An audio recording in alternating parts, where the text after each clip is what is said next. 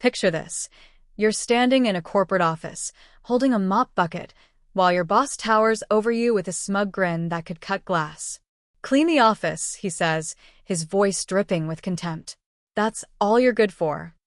The entire office falls silent. Everyone's watching. Everyone's waiting to see how you'll respond to this public humiliation. Now, what if I told you that this wasn't just another story about workplace abuse? What if I told you that those words, those specific, cruel words, were exactly what I'd been waiting 8 months to hear? What if I told you that in less than 30 minutes, those same words would trigger the complete destruction of a $300 million deal and end a career that had taken decades to build? My name is Emberlye, and I'm about to share with you the most meticulously planned takedown in corporate history. This isn't just a story about revenge. This is a masterclass in patience, precision, and the devastating power of perfect timing. But before we dive into what happened in that conference room, let me ask you something that will change how you see this entire story. Have you ever been so angry that you felt perfectly calm? Have you ever reached that point where rage transforms into something far more dangerous? Absolute clarity? Because what I'm about to tell you will prove that sometimes the most powerful revenge isn't served hot.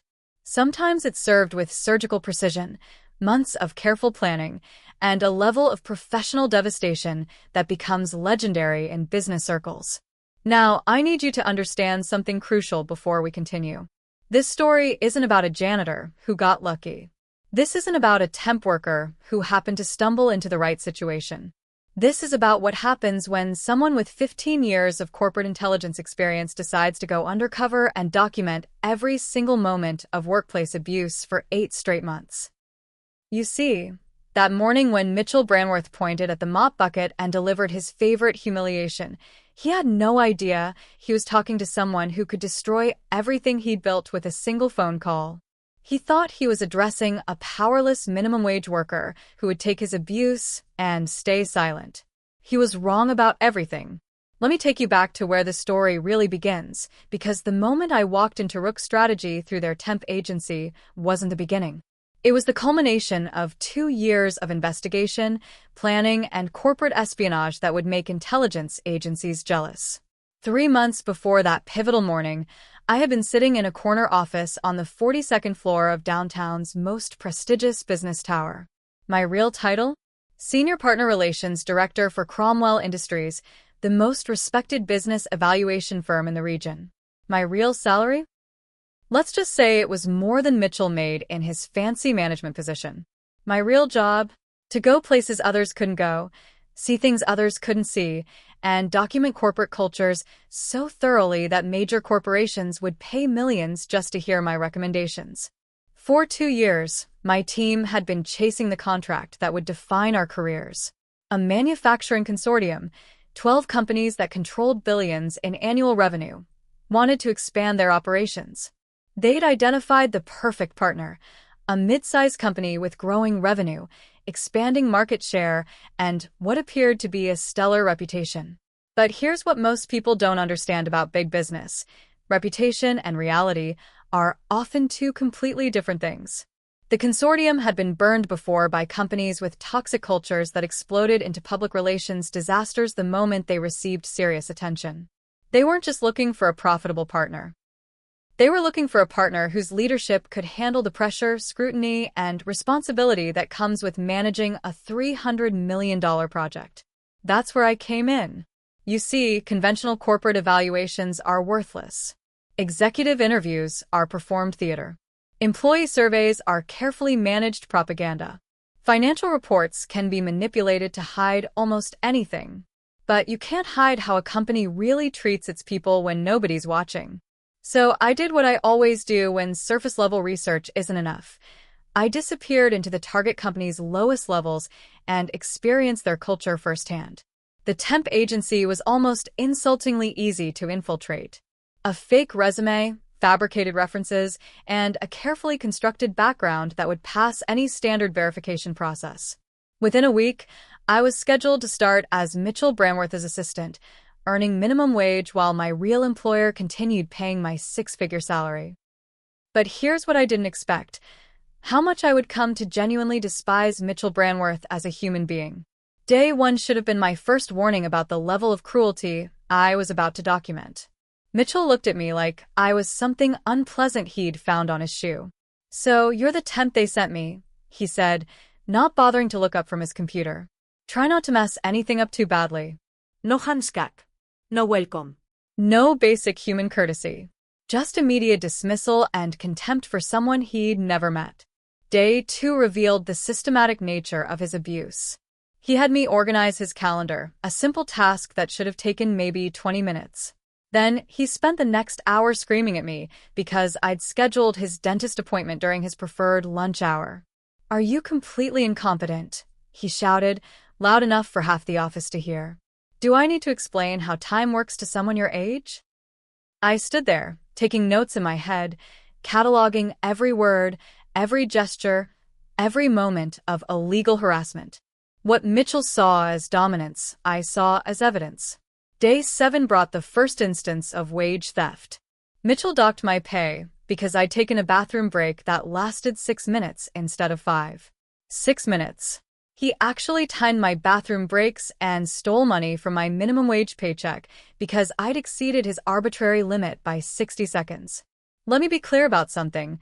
Wage theft from minimum wage workers is a federal crime. It's not a policy violation or a management style.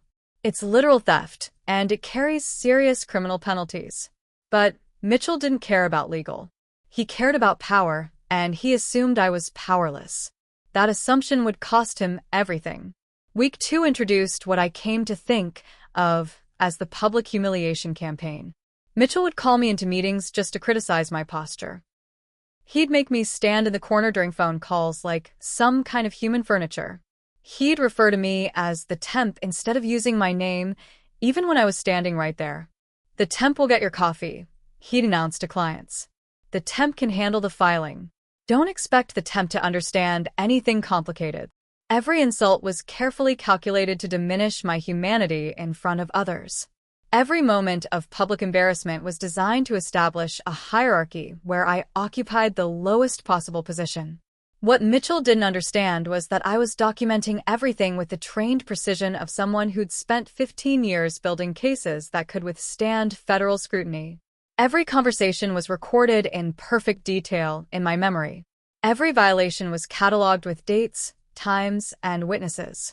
Every moment of abuse was being transformed into evidence that would destroy his career. Month 1 brought systematic wage theft. Mandatory overtime with no compensation. Required weekend work classified as volunteer activities. Lunch breaks cut short, then eliminated entirely on busy days. By the end of the first month, Mitchell had stolen over $400 in wages that legally belonged to me. $400 might not sound like much to someone earning a management salary, but to someone actually living on minimum wage, it represents groceries for a month. It represents the difference between paying rent and facing eviction.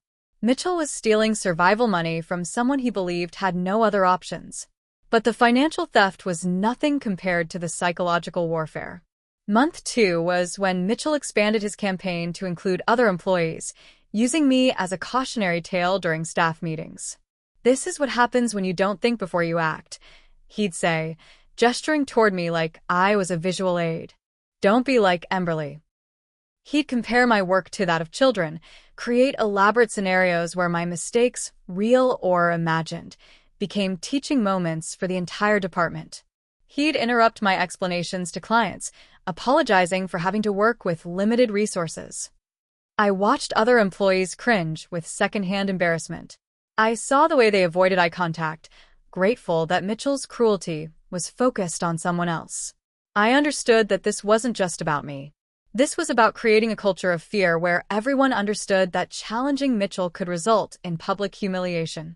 What Mitchell never realized was that his behavior was creating the exact evidence the consortium needed to understand his true character. Month 3 brought a disturbing revelation. Mitchell wasn't just a bad boss.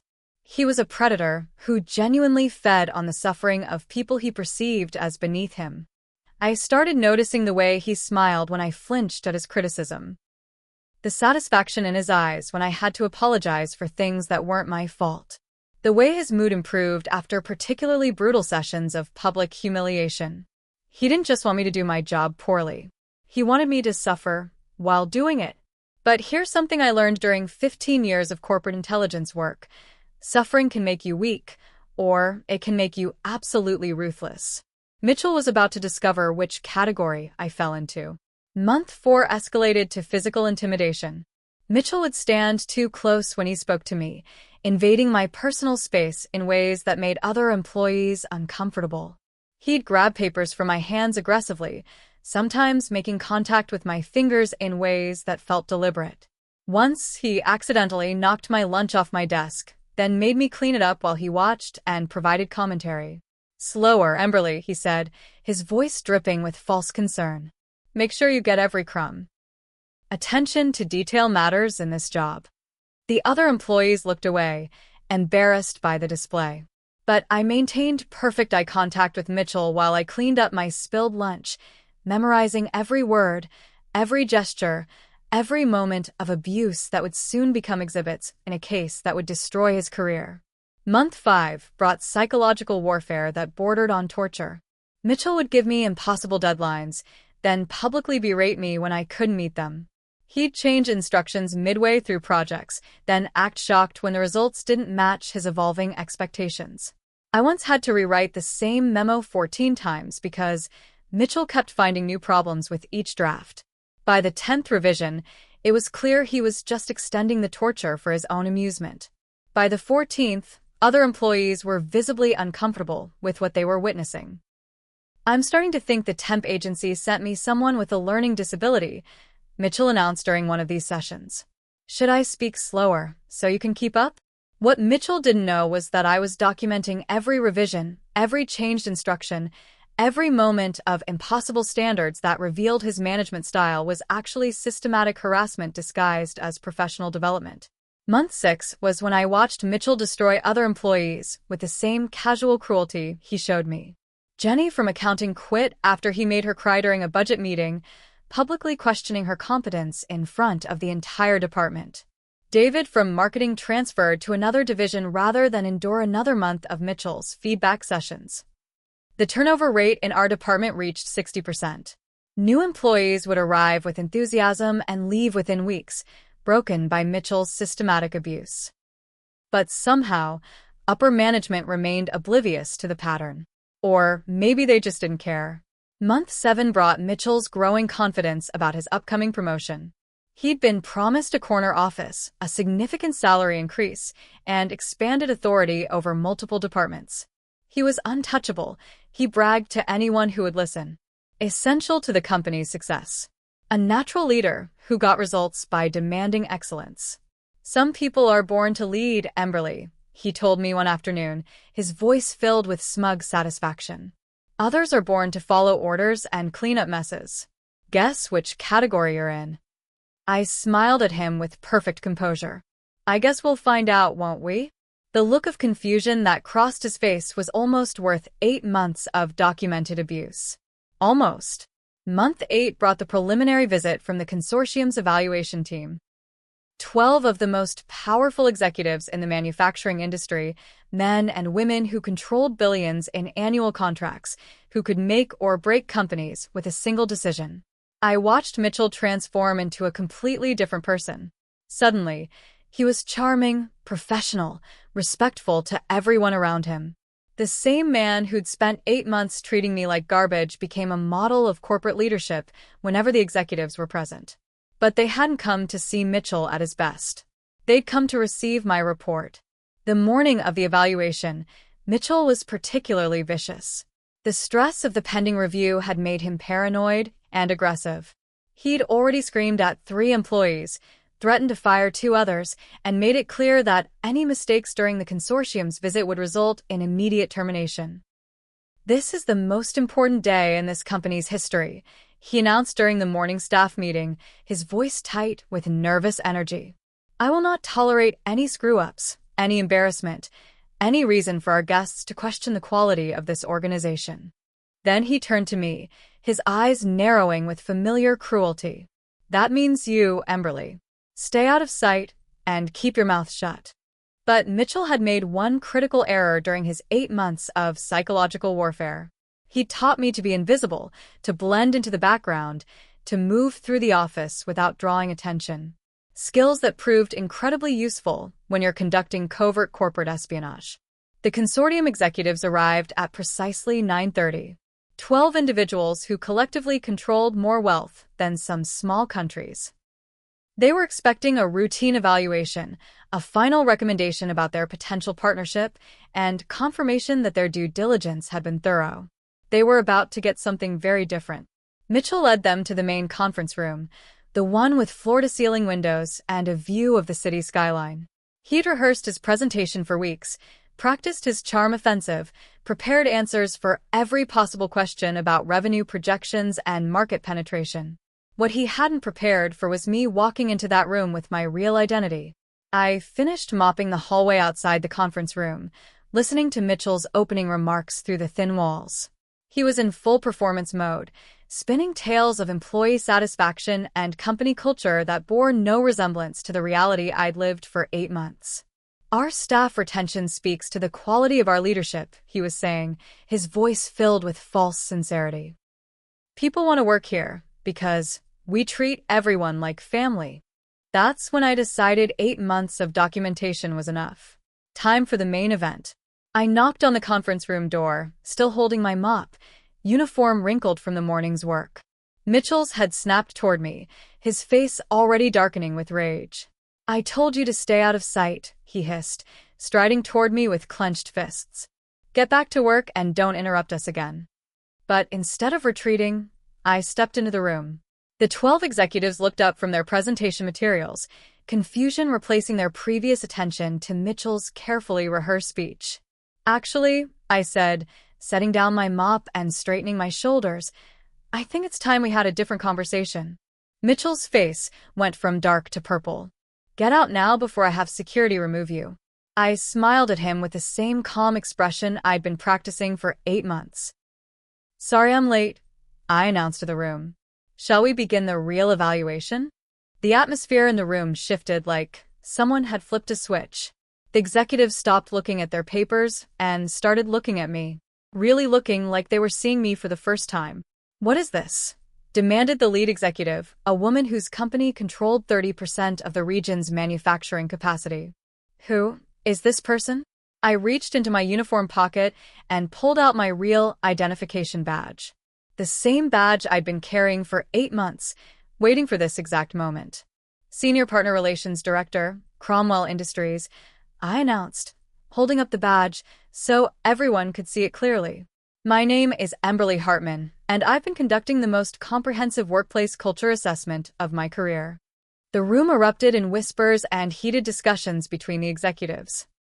Mitchell's mouth opened and closed like a fish gasping for air as he finally understood what had been happening right under his nose. "For 8 months," I continued, pulling out a detailed report from my other pocket, "I've been embedded in this organization, experiencing firsthand the management practices, employee treatment, and corporate culture that would accompany any potential partnership." Mitchell stood frozen, watching his carefully constructed presentation crumble in real time. "This is insane," he stammered. "She's lying. She's a temp from an agency. I can show you her paperwork." The paperwork was part of the evaluation process, I explained calmly.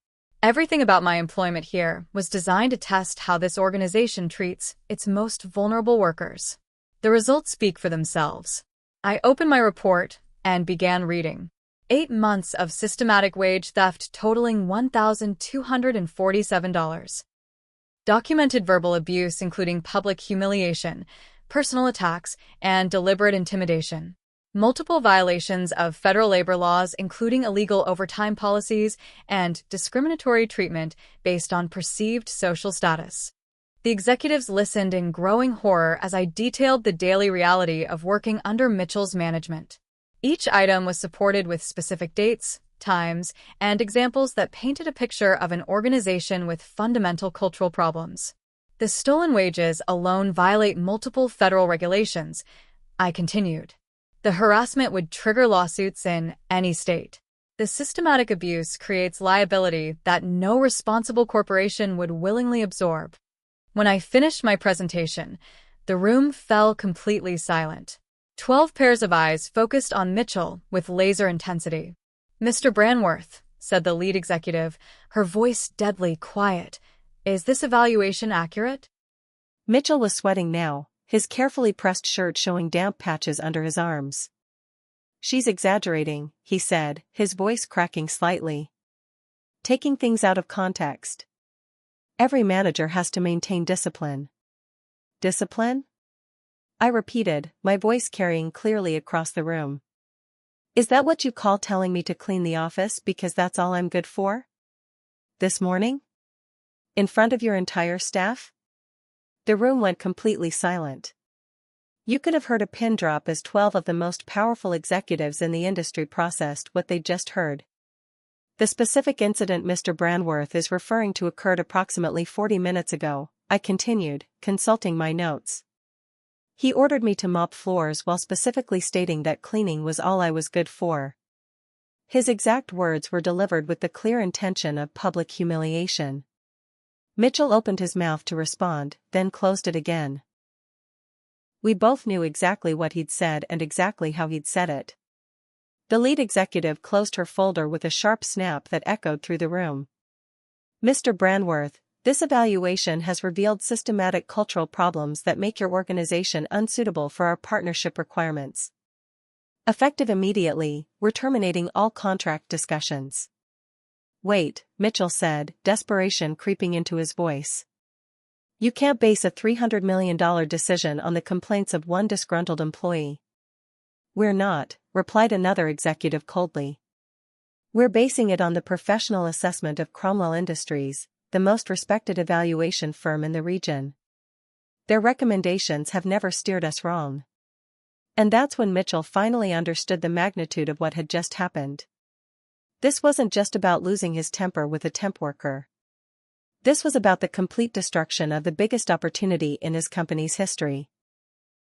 The executives filed out of the room within minutes, their decision final and irreversible. $300 million in potential revenue, gone. 5 years of projected growth, eliminated. The company's future, reduced to rubble by 8 months of documented cruelty. Mitchell stood alone in the conference room, staring at the spot where his career had just died. I picked up my mop and started to leave, then paused at the entrance. "By the way, Mitchell," I said, my voice carrying the same casual tone he'd used with me for 8 months. "I'll be submitting a separate report to the Department of Labor regarding the wage violations. They take systematic theft from minimum wage workers very seriously." His face went white as he realized the legal implications. Criminal charges. Federal investigations. Personal liability for every dollar he'd stolen from me and countless other employees. "You planned this," he whispered. "From the beginning, you planned this." I looked back at him one final time. This man who'd spent 8 months trying to break my spirit, who'd treated me like something less than human, who'd fed his ego on my humiliation. "Mitchell," I said, "I didn't plan anything. You did this to yourself. Every insult, every stolen dollar, every moment you chose cruelty over basic human decency, those were your choices. I just documented them." The mop bucket sat forgotten in the hallway as I walked toward the elevator for the last time. Behind me, I could hear Mitchell's phone ringing, probably his supervisor demanding answers for the disaster that had just unfolded. But this story doesn't end with Mitchell's destruction. It's just the beginning. Within hours, news of the lost contract spread through the company like wildfire. Stock prices began falling before market close. Board members called emergency meetings. Mitchell's supervisor, who'd been planning his promotion, instead found himself explaining to shareholders how one employee's behavior had destroyed the company's biggest opportunity. The media picked up the story by evening. Corporate culture costs company $300 million contract. Hidden investigation reveals systematic workplace abuse. When bad bosses cost everything. Mitchell's name became synonymous with the most expensive management failure in recent corporate history. The same man who'd been destined for a corner office and executive salary found himself unemployed, unemployable, and facing federal charges for wage theft. But the real satisfaction wasn't watching Mitchell's world crumble. It was knowing that other employees would never again have to endure what I'd experienced. Jenny from accounting could return to her department without fear. David from marketing wouldn't need to transfer again. The 60% turnover rate would hopefully drop as new management learned from Mitchell's cautionary tale. Sometimes revenge isn't about hurting the person who hurt you. Sometimes it's about making sure they can never hurt anyone else again. 3 weeks after Mitchell's downfall, I received a phone call that made the entire 8-month operation worth every humiliating moment. Miss Hartman? This is Rebecca Torres from Channel 7 Investigative News. We're doing a story about workplace abuse in corporate America, and your case has become a focal point for labor rights advocates across the country. Would you be willing to do an interview? I almost laughed. Mitchell's story had gone viral in ways I never anticipated. Social media exploded with people sharing their own experiences of workplace abuse. Labor rights organizations started using his case as an example of why stronger protections were needed. Business schools began teaching entire classes on the Mitchell-Brandworth incident as a cautionary tale about toxic leadership. The interview aired on a Thursday evening. I sat across from Rebecca in the studio, wearing the same professional attire I'd worn during my real job for years. No uniform, no mop bucket, no pretense of being anything other than what I truly was, an expert in corporate evaluation with 15 years of experience. What drove you to spend 8 months in such a hostile work environment? Rebecca asked. The manufacturing consortium was considering a partnership worth hundreds of millions of dollars, I explained. They needed to know whether this company's leadership could handle that level of responsibility and public scrutiny. After 8 months of direct experience, the answer was definitively no. Some people are calling your methods deceptive. How do you respond to that criticism? I looked directly into the camera, thinking about Jenny's tears, about David's transfer request, about every employee who'd suffered under Mitchell's management. Deceptive would be allowing a company with systematic workplace abuse to receive a $300 million contract, I said. Deceptive would be hiding the truth about how vulnerable workers are treated when nobody's watching. I documented reality, not fiction. The interview generated even more attention. Within days, I started receiving calls from other companies requesting similar evaluations. Apparently, the Mitchell-Brandworth case had convinced numerous corporations that understanding their true workplace culture was worth any price.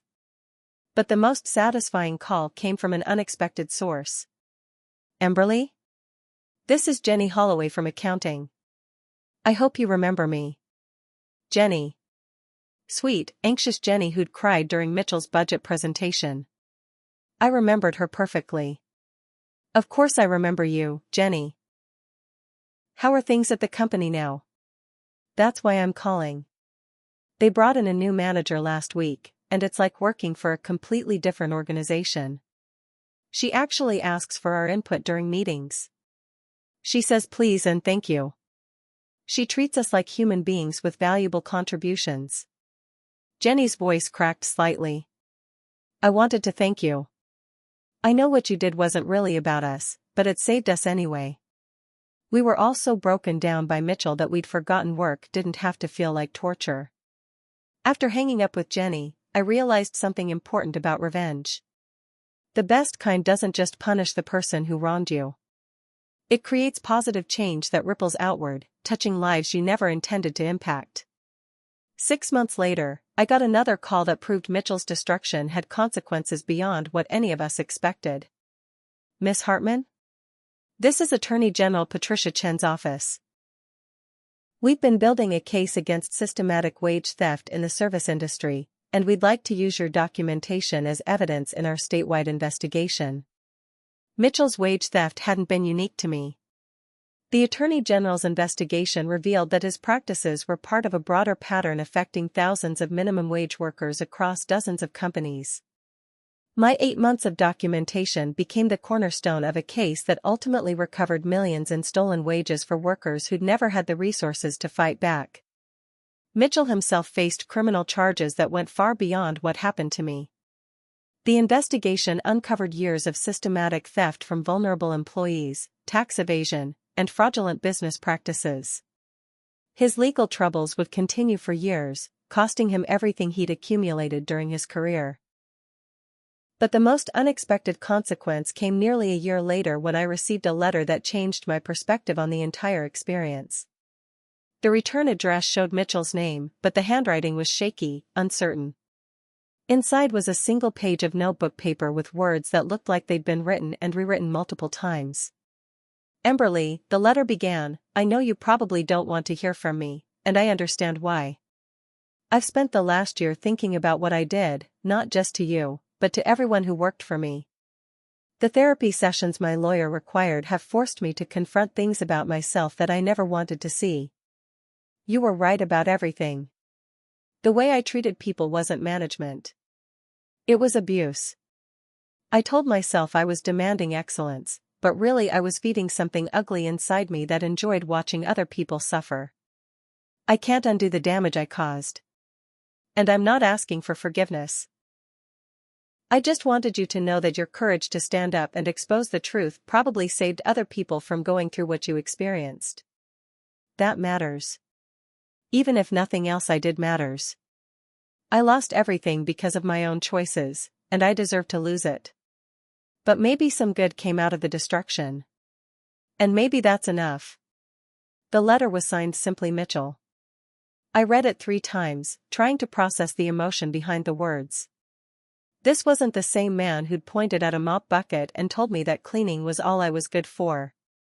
This was someone who'd been forced to confront the reality of his actions and their consequences. I never responded to the letter, but I kept it.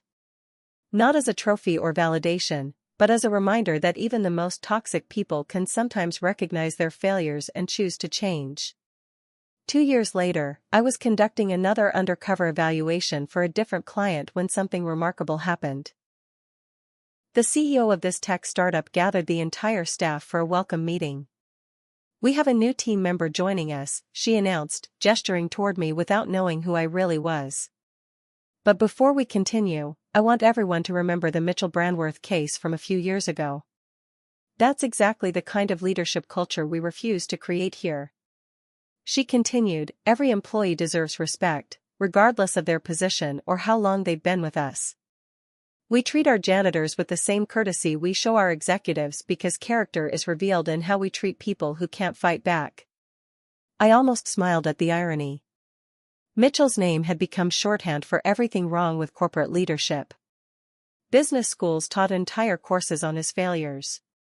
Management training programs used his case as an example of how quickly toxic behavior can destroy careers and companies.